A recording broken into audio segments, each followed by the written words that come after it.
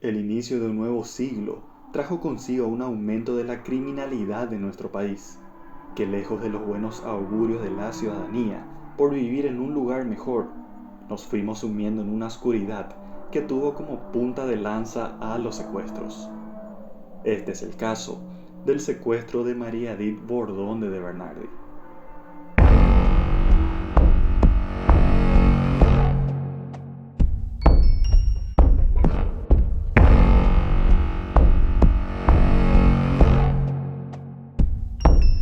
Si bien en este caso en particular no hubo vidas inocentes que lamentar, no deja igualmente de ser algo infame y que perjudica de por vida a los afectados.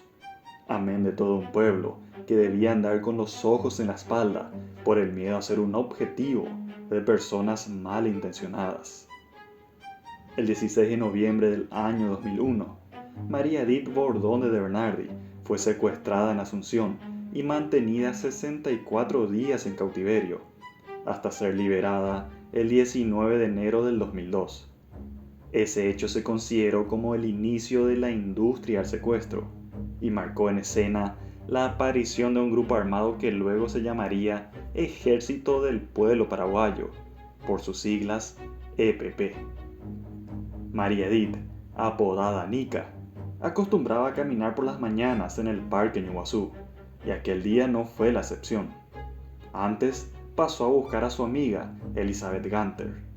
Ninguna imaginaba que la camioneta Jeep Cherokee en la que viajaban ya era seguida por un grupo de delincuentes.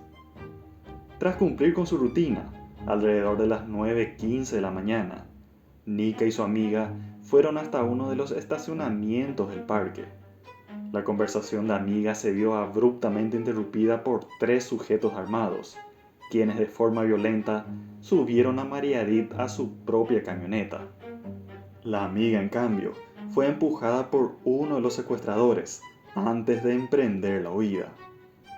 Para ese entonces, la palabra secuestro no formaba parte del imaginario popular, y María Edith pensó que se trataba del robo de su vehículo.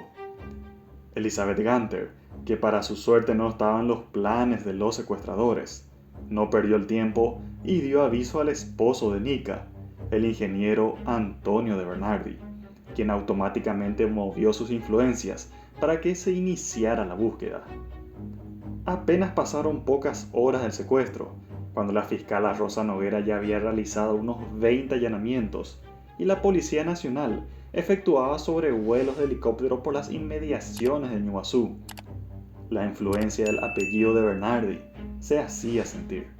A las 11 de la mañana, la policía logró ubicar la camioneta de María Edith en las inmediaciones del Club Internacional de Tenis, pero nada se sabía del paradero de Nica y sus secuestradores. Según los relatos que realizó María Edith tras su liberación, sus captores la subieron a la parte trasera de su vehículo. 3 cambios de vehículo se realizaron hasta llegar al lugar en donde la mantuvieron en cautiverio. Comentó también de que le sacaron los calzados, la metieron en una bolsa y la esposaron por detrás. Aseguró de que Anuncio Martí era el hombre malo, ya que le pegaba con la culata de una pistola. Incluso pusieron música dentro de los vehículos para que no se escuchen los gritos. Y en cuanto al nombre de Anuncio Martí, ya hablaremos sobre él más adelante. El recorrido desde el lugar del secuestro hasta la vivienda del terror fue de unos 40 minutos, y ella estuvo en todo momento con el rostro cubierto. El nivel de crueldad utilizado por los secuestradores dejó profundas huellas en María Edith. Según sus declaraciones realizadas ante el Ministerio Público, los primeros días de cautiverio fueron terribles. En sus posteriores declaraciones a los medios, la víctima dijo que sus captores la atormentaban constantemente y a menudo sufría degradación, como por ejemplo, recién después de 16 días le permitieron ir a un baño decente. A Nica la tenían paralizada por el miedo. Le manifestaban de que cuando quería decir algo, debía hacerlo por escrito. La atormentaban con el hecho de que había dinamita cerca y que la podían hacer explotar en cualquier momento. La víctima hacía sus necesidades en un balde pequeño y ella debía soportar el olor prácticamente todo el día. Por pocas horas la llevaban arriba, pero cuando llegaba gente a la casa, la ingresaban de vuelta al pozo. Nunca vio la luz, y en todo momento tuvo temor porque eran hombres armados, y se notaba de que algunos eran violentos. María Edith estuvo encerrada en un pozo húmedo que fue descubierto en el año 2005, en una vivienda situada en las calles Mencia y Sanabria, casi Yataití-Corá, del barrio Pinosá de Asunción. A María Edith le habían dicho desde un principio de que su esposo no colaboraba con el pago de su rescate. Esto más que nada, lo hacían como una manera de torturarla psicológicamente. Sin embargo, el contacto de los secuestradores fue tras 17 días del plagio. El pedido de los captores era de $1.000.000. Las negociaciones se realizaron con el asesoramiento de la empresa de seguridad inglesa, Control Risk Group, contratada por la familia de Bernardi, mientras que la policía desplegaba más de 300 efectivos en la búsqueda. Las pruebas de vida entregadas a la familia fueron 2 fotos, para las que obligaron a María Edith a posar, y algunas cartas escritas de puño y letra por la víctima. El primer pago de $400.000 se realizó el 14 de enero del 2002, mientras que el segundo pago para completar el dinero solicitado se depositó el 18 de enero del mismo año. Para ello, fueron designadas 2 personas allegadas a la familia. Antes de la entrega, cada billete fue fotocopiado por la fiscalía. Finalmente, el 19 de enero del 2002, Antonio de Bernardi recibió la llamada esperada, donde se le comunicaba de que su esposa sería liberada. Sus secuestradores pidieron a María Edith que vista ropas de hombre. Le taparon los oídos con algodón y los ojos con vendas. Le pusieron un kepis, lentes oscuros y la alzaron a un vehículo en marcha. Nika mencionó de que sentía que la calle era accidentada. Parecía ser de tierra y pudo notar de que luego dieron muchas vueltas con el vehículo, por aproximadamente 1 hora y media. Tras cambiar varias veces de dirección, finalmente los secuestradores dejaron a sus víctimas en la vereda de las calles Coronel Cabrera y Santa Teresa de Asunción, donde se encontró con su familia. Todo fue una fiesta para sus seres queridos, que se juntaron a celebrar la liberación. Pero aún faltaba encontrar a los culpables de ese lamentable hecho.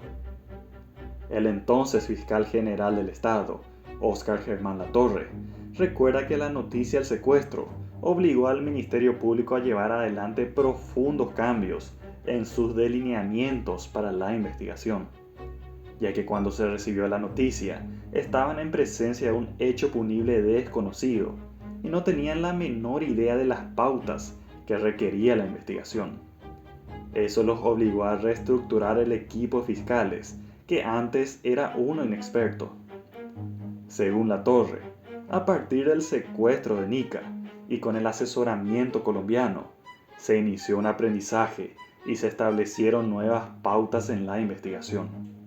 Las nuevas pautas permitían determinar si los mensajes de los secuestradores llegaban a personas vinculadas a las familias para poner observancia en ellos y ver si en alguno de los domicilios llegaba algún mensaje.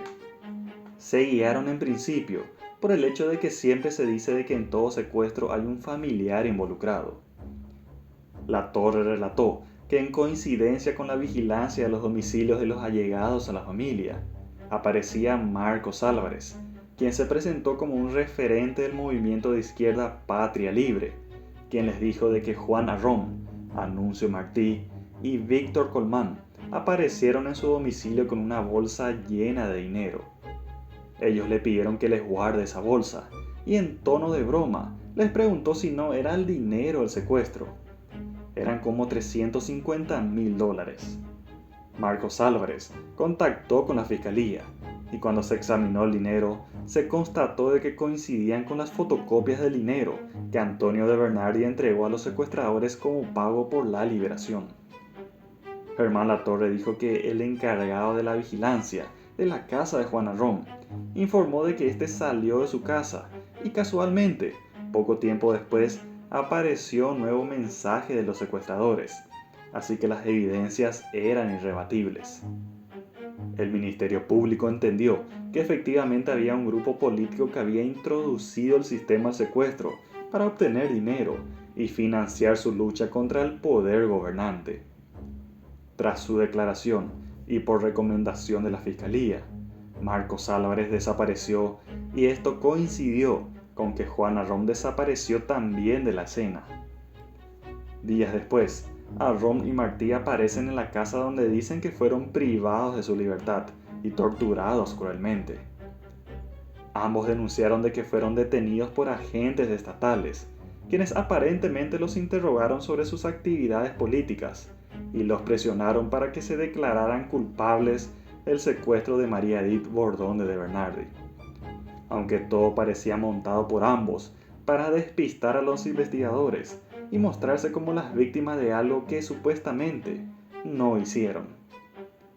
El escenario era propicio para un escándalo y desembocó en una crisis política que obligó a la renuncia del ministro del Interior y la destitución de otros funcionarios sin que tengan nada que ver.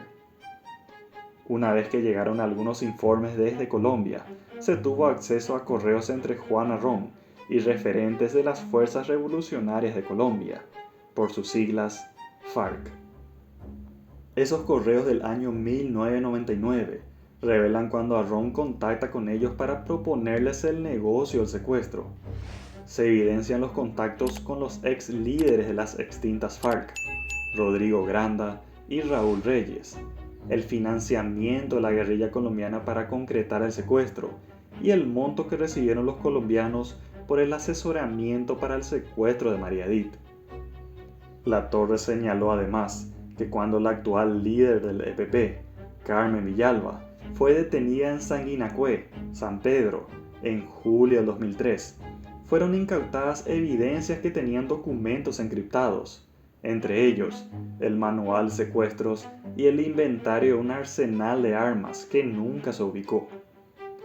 La policía alemana también hizo acto de presencia y ayudó a las autoridades a decodificar esos archivos, y ahí figuraban informes sobre la vigilancia que ellos realizaban sobre nosotros.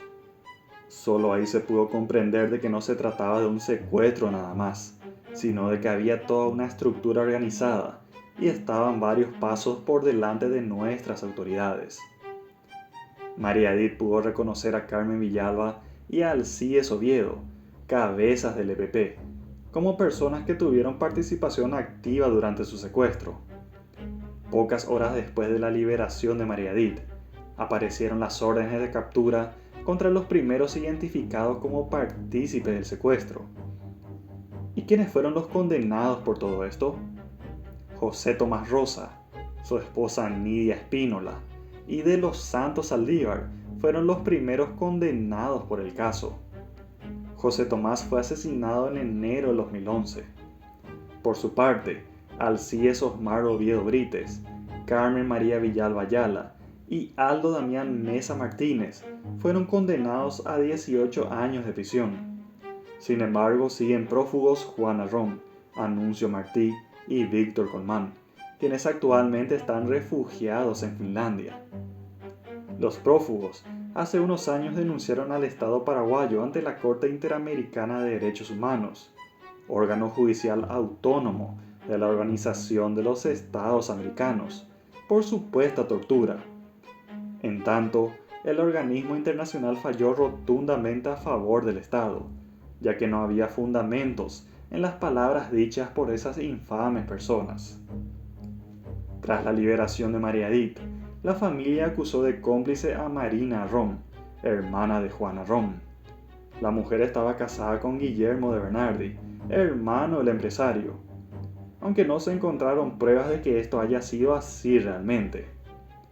Lo único seguro de este caso es que aún quedan criminales sueltos por atrapar, y que una vez logrado eso, recién ahí se podría decir que todo este caso llegó a un final apropiado para todos. Mis queridos seguidores, ¿qué les pareció este caso?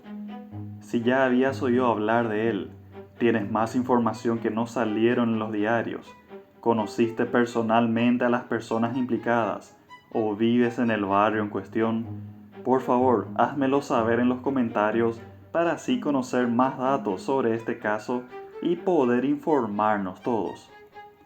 Y muchas gracias por ver este video. Puedes ingresar a nuestra lista de reproducción que ves en pantalla para ver los casos que ya he relatado. Y si el contenido te gustó, por favor no olvides suscribirte y activar la campanita para recibir las notificaciones de nuestros nuevos videos.